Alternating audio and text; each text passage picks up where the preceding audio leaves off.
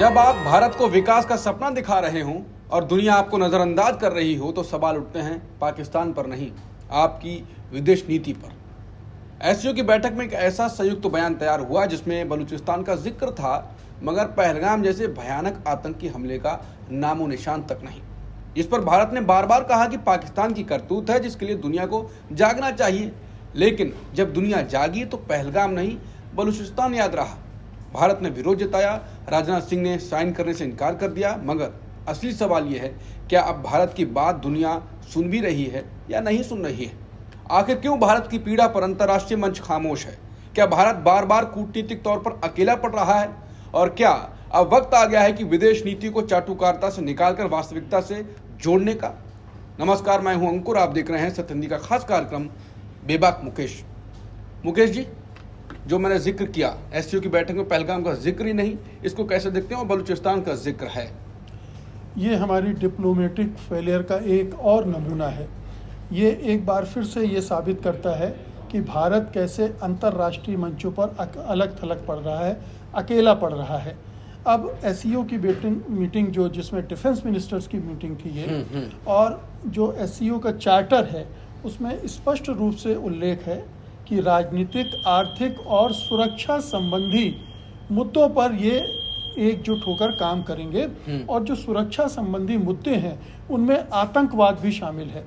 अब आतंकवाद के मुद्दे पर भारत, जो पहलगाम की घटना हुई और जिसकी वजह से पाकिस्तान के साथ उसका एक युद्ध भी हुआ, उस घटना को वो इस ढंग से पेश नहीं कर पा रहा है विश्व बिरादरी के सामने, एससीओ के सामने भी, कि उसको नोटिस में लें, उस पर चिंता व्यक्त करें, उसको संयुक्त घोषणा में शामिल करें। ये क्यों नहीं हो पा रहा है? जबकि बलूचिस्तान का मुद्दा पाकिस्तान ने उठाया और वो उसमें शामिल हो गया।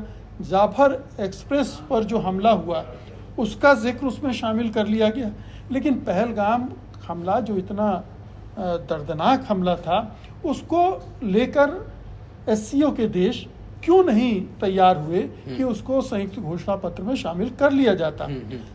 एससीओ में 10 मेंबर हैं, भारत भी है, पाकिस्तान भी है, चीन भी है, रूस भी है, ईरान भी है, किर्गिस्तान, उज्बेकिस्तान, तजाकिस्तान, इस तरह से 10 देश हैं। भारत के साथ कितने देश आए? और अगर वो अकेला रहा तो क्यों रहा? मतलब इन 10 देशों में 4 देशों, 3 देशों को वो अपने साथ नहीं रख पाया। इसके अलावा डायलॉग ऑब्जर्वेटर भी हैं वहाँ 2, जिसमें से एक अफगानिस्तान है। अफगानिस्तान के साथ भारत अपना रिश्ता सुधार रहा है, वो भी, उसने भी कुछ नहीं कहा। इसके अलावा कुछ और इन्वाइटी हैं, लगभग 8-9 इन्वाइटी हैं, जिसमें नेपाल भी है, श्रीलंका भी है। मतलब इतने सारे देश हैं और किसी की तरफ से कोई चू नहीं हुई पहलगाम की घटना पर। किसी ने उसका जिक्र भी नहीं किया उस मंच पर, जो 2 या 3 दिन का ये सम्मेलन था, उसमें कहीं इसका जिक्र भी नहीं हुआ। तो ये क्या बताता है? या तो भारत सरकार जो पहलगाम को एक मुद्दा बनाना चाहती है अंतर्राष्ट्रीय स्तर पर, उसको कन्विंस करने के लायक उसके पास सबूत नहीं है। वो ये नहीं बता पा रहा है कि ये सचमुच में क्रॉस बॉर्डर टेररिज्म का मामला था। उसको लोग अभी इसी तरह से देख रहे हैं कि ये कश्मीर का होम ग्रोन टेररिस्ट अटैक था, ये कहीं दूसरी जगह से नहीं आया था। तो जब तक आप लोगों को बताएंगे नहीं, आपने दुनिया भर में सर्वदलीय प्रतिनिधिमंडल भेजे, वो घूम घाम कर लौट कर आ गए, कहाँ गए, किनको कन्विंस किया? क्या ये जो मुल्क थे एससीओ में जो साथ बैठकर इस पर बात कर रहे थे, उन देशों में भी गए थे हमारे शशि थरूर और दूसरे विद्वान सांसद? एएनआई ने कवर किया था, भारत में बताया जा रहा था कि पाकिस्तान को एक्सपोज करने गए और एक्सपोज कर रहे हैं, तो फिर उसका फायदा, नतीजा तो ये दिख रहा है। और बिल्कुल, और ये भी ध्यान में रखना चाहिए कि कहीं ये इस बात का नतीजा तो नहीं है कि भारत ने, जब एससीओ ने ईरान पर इजरायली हमले के विरोध में कड़ा बयान जारी किया था, तो उसने, भारत ने अपने आप को से अलग कर लिया था। तो जब किसी दूसरे देश पर हमला हो रहा होता है तब आप अपने आप को अलग थलग कर लेते हैं, क्योंकि आप बैलेंस करने के चक्कर में हैं। तो दूसरे देश भी बैलेंस करने लगे फिर। तो ये भारत को समझना चाहिए, भारत के जो विदेश नीति निर्धारक लोग हैं जो तय कर रहे हैं, प्रधानमंत्री, रक्षा मंत्री, विदेश मंत्री अजीत डोभाल, ये किस तरह की विदेश नीति बना रहे हैं जिसमें इतने नजदीक की चीजें भी उन्हें दिखलाई नहीं पड़ रही है। थोड़े दिन पहले ही चाइना गए थे, उनसे विदेश मंत्री से मिले भी। बिल्कुल, ये आपने देख रहे हैं कि अंतर्राष्ट्रीय स्तर पर तमाम जो बड़े मंच हैं वहाँ पर आप अकेले पड़ रहे हैं। आप संयुक्त राष्ट्र हो, सुरक्षा परिषद हो, कहीं आपकी सुनवाई नहीं हो रही। क्यों नहीं हो रही है? ऐसा क्या हो गया पिछले कुछ सालों में कि आपकी बात सुनी ही नहीं जा रही, उस पर गौर ही नहीं किया जा रहा। तो या तो दुनिया का देखने का नज़रिया बदल गया है, या आप दुनिया के नज़रिया को समझकर अपनी रणनीति को नहीं बना पा रहे हैं, उन तक नहीं पहुंच पा रहे हैं, या आपने विदेश नीति को ऐसा सीमित कर दिया है किसी व्यक्ति विशेष के लेकर, या कुछ सीमित उद्देश्यों को इर्द गिर्द आपने विदेश नीति को सीमित कर दिया कि वो नकारा साबित हो रही है। तो ये एक बड़ी चिंता का विषय है। ये देश के राजनाथ सिंह ने बहिष्कार कर दिया, हम साइन नहीं करेंगे वगैरह वगैरह, ये गोदी मीडिया की हेडलाइन तो बन सकती हैं। गोदी मीडिया इस पर कूद सकता है कि भारत ने ये कर दिया, राजनाथ ने ये कर दिया। बन रही है, बिल्कुल बन रही हैं, लेकिन असल बात क्या है, भारत को इससे हासिल क्या हुआ? अभी ब्रिक्स का सम्मेलन है, आपको याद होगा कि ब्रिक्स के मामले में भी भारत का रुख जिस तरह से बदला है, ट्रंप ने एक धमकी दी कि डी डॉलराइजेशन की तरफ सोचना भी मत, और दुबक गया भारत। तो अब अगर ब्रिक्स की मीटिंग में अभी जुलाई के पहले हफ्ते में होने वाली है, उसमें प्रधानमंत्री जाएंगे नहीं जाएंगे अभी थोड़ा सा अनिश्चितता है, जाएंगे भी हो सकता है, जाएंगे, लेकिन दिक्कत यह है कि जाएंगे तो किस मुंह से जाएंगे कि ब्रिक्स के एजेंडे के साथ ही अगर आप नहीं हैं। चीन, रूस सब चाहते हैं कि जो डॉलर का डोमिनेंस है कम किया जाए, उसको कम किया जाए, और आप कह रहे हैं कि हमको उससे कुछ लेना देना नहीं है। फिर ब्रिक्स में आप क्यों बने हुए हैं? तो ब्रिक्स में भी आप धीरे धीरे इसी तरह से हाशिए पर चले जाएंगे, आपको भी किनारे कर दिया जाएगा।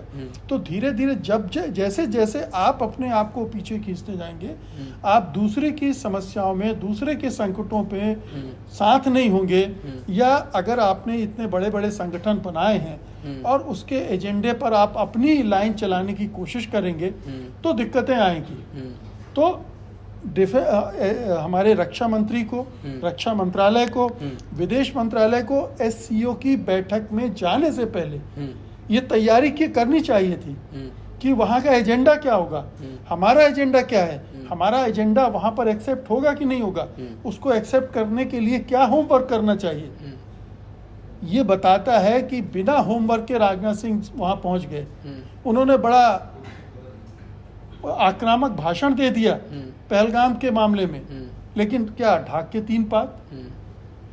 जब से पहलगाम अटैक हुआ उसके बाद, जैसा कि आपने जिक्र भी किया कि भारत ने प्रतिनिधिमंडल विदेशों में भेजा, एक्सपोज करने की कोशिश भी की, लेकिन लगातार हर मामले में पाकिस्तान ऐसा लगता है कि आगे होता, आगे हर मामला लोन मिलता है उसको, ट्रंप भी उनके जनरल को बुलाते हैं, बैठाते हैं, चीन तो है ही उनके साथ, हर मामले में ऐसा लगता है पाकिस्तान जीत गया क्या। और ये सवाल भी उठ रहा है कि क्या भारत SCO की वो छोड़ दे, कुछ तो कदम उठाए, चुप क्यों है? आपकी विदेश नीति, ये शब्द बोलना नहीं चाह रहा कि थोड़ी दम तो दिखाओ। SCO छोड़ देंगे तो किसका नुकसान होगा? कुछ तो करें। नुकसान देखिए, ये लॉजिक तो बनता है कि अब अगर संगठन में आपकी कोई सुनवाई नहीं तो आपके रहने का क्या मतलब है। हाँ। लेकिन इसका दूसरा मतलब ये है कि आप अपने आप को और आइसोलेट कर लीजिए। ब्रिक्स में आपकी नहीं सुना जाएगी, आप ब्रिक्स से बाहर हो जाइए, फिर रह कहाँ जाएंगे आप? ये समझने की बात है। ठीक है, SCO में चीन का दबदबा है और चीन पाकिस्तान का पक्का यार है, तो वो अपने ताकत का इस्तेमाल कर रहा है, लेकिन आप डिप्लोमेसी का इस्तेमाल क्यों नहीं कर पा रहे? आप इतने बड़े देश हैं, आपकी इतनी बड़ी अर्थव्यवस्था है, चीन को भी आपकी ज़रूरत है। ऐसा नहीं कि हमें चीन की ज़रूरत है, चीन को भी हमारी ज़रूरत है। तो हम क्यों नहीं इन चीज़ों में अपनी जो ताकत का है वो ताकत का इस्तेमाल समझदारी के साथ कर पा रहे हैं? तो समस्या यहाँ आ रही है कि हमारे पास कोई इस तरह का सोच नहीं है। एक जो विदेश नीति का पूरा एक विज़न होना चाहिए वो गायब हो गया। मोदी का कमजोर विजन, जैसे कि आपने कहा कि एक विजन होना चाहिए, और अभी तो हमने ईरान का एग्जाम्पल देखा ना, उसने अमेरिका की पहले सुनी ना इसराइल की सुनी, सीधे अटैक किया। और आप पहले से दब्बू बन के बैठ जाते हैं। एक कोई वो लाइन है कि क्षमा सोबती उस भुजंग को जिसके पास गरल हो। आप क्षमा ही क्षमा करे जा रहे हैं, तो क्षमा कहाँ किए जा रहे हैं? आप ऐसा लगता है आप हमने क्षमा खुद कर दिया। डिफेंसिव हैं। हाँ, डिफेंसिव है। आप ट्रंप ने आपको कहा और तुरंत आप युद्ध विराम पर, आप हालांकि मान नहीं रहे हैं आपकी ट्रंप के कहने पर आपने युद्ध विराम किया, लेकिन वो तो 17वीं 18वीं बार कह चुका है कि मैंने युद्ध विराम करवाया। तो उसने युद्ध विराम कराया और आपने अपना एजेंडे को समेट के रख लिया। उससे आपकी छवि तो नहीं बनी ना, आपको एक कमजोर देश के तौर पे देखा जाने लगा कि कोई भी दबा सकता है। बिल्कुल, आखिरी सवाल है, इसके साथ कार्यक्रम को खत्म भी करेंगे, कि इस विदेश नीति से अब शुरुआत से महीनों से हम ये कह रहे हैं कि विदेश नीति में फिर फ्लॉप, ऐसी कोई खबर ही नहीं आती जहां पर हम कह पाएं कि यहाँ पर सरकार ने हमारा कर दिया। और सरकार भी क्या, विदेश नीति में एक भारत होता है कि भारत ने ये कर दिया। तो जिस हिसाब से ये चला रहे हैं, वहां पर हम कहाँ तक जा रहे हैं? हमारे साथ दुनिया खड़ी होती थी, हमारे साथ एक मुल्क नहीं खड़ा होता है, कहाँ नीचे चले जाएंगे बिल्कुल। अब ये तो डिपेंड करेगा कि देखिए, मैं तो विदेश नीति का विशेषज्ञ नहीं हूँ, ठीक है, हम तो जो देख रहे हैं उसको विश्लेषण कर रहे हैं। ये सोचना चाहिए सरकार को, विदेश मंत्रालय को, विदेश मंत्री को चिंता करनी चाहिए, अपोजिशन के साथ बातचीत करनी चाहिए, विशेषज्ञों की मदद लेनी चाहिए और उसको रिकैलिब्रेट करना चाहिए कि आगे के लिए हम इस तरह के गच्चे ना खाएं। हम वो पुरानी जो विदेश नीति थी उसमें ऐसी क्या बातें थी जिसकी वजह से हमारा अंतर्राष्ट्रीय मंच पर एक रुतबा होता था, हमने वो रुतबा कैसे गंवाया, क्यों खोया? तो अगर आप उससे कुछ क्लू ले लें, कुछ सीख ले लें, सबक ले लें, तो मुझे लगता है कि रास्ता निकल सकता है। बिल्कुल। और एक मजबूत राष्ट्र के तौर पर तो आपको खड़ा होना ही पड़ेगा। बिल्कुल। विदेश नीति पर हम कई प्रोग्राम पहले कर चुके हैं, मुकेश जी से ही बात कर चुके हैं कि क्या क्या हमें विदेश नीति को हमारी खराब कर रहा है, कैसे हमारा जो घरेलू राजनीति है वो कैसे उसमें शामिल होकर कैसे हमारा नुकसान कर रही है। कुल मिला के बात यही है कि हमारे जख्मों का भी जिक्र नहीं है, वहाँ पर चुप्पी साधी जाती है और दुश्मन की कहानी को अखबारों में छापा जाता है। भारत को कुछ तो बदलना होगा, इस विदेश नीति से बहुत ही खतरनाक रास्ते पर हम जा रहे हैं। नमस्कार।